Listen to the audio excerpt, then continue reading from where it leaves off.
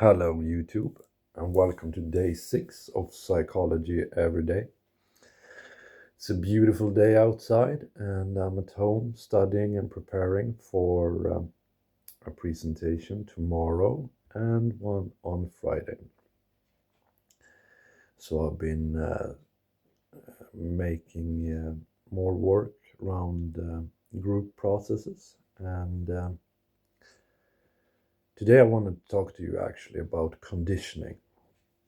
Conditioning is an idea that came as a protest towards the focus of the unconscious.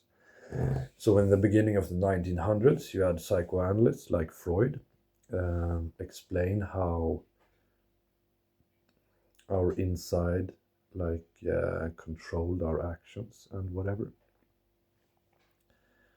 And as a critique to that, some scientists and researchers and scholars came up with the idea conditioning.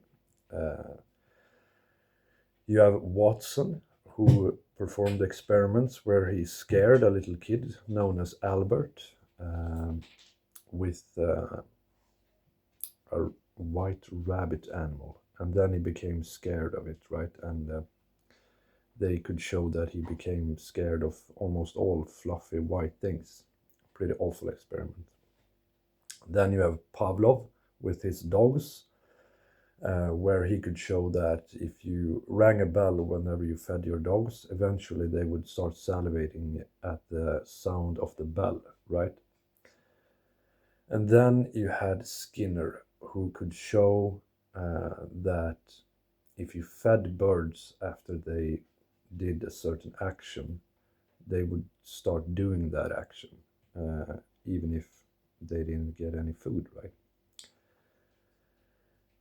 Which sort of laid the groundwork for the scientific explanation for superstition, why we keep doing irrational things, because we think they have a causal effect on things when they do not. My personal story with the conditioning is that a few years ago, I would get like a small electrical shock whenever I opened a cooler in a certain store. A certain cooler in a certain store would always like give me a small static shock.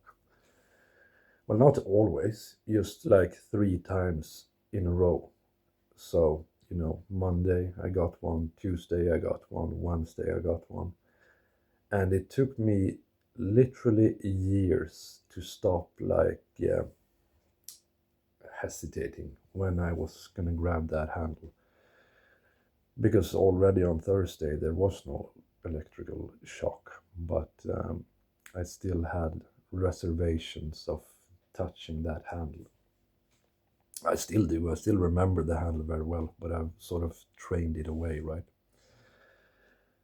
And for a long time, I believed that conditioning was a really very strong explanation of human behavior, that we sort of learn to adapt to external stimuli. But as another great psychologist said, Adler, is that it doesn't take into account new things and new experiences. And I've also learned that it's quite context specific. So in this example, it's only that specific cooler, right, that caused this trepidation of touching it. Wasn't any other cooler or any other handle, right? So while conditioning is a cool idea, and it had a great influence on the field of psychology, I don't think anyone really should think of it as an explanation for all behavior all the time. I think it's very context specific.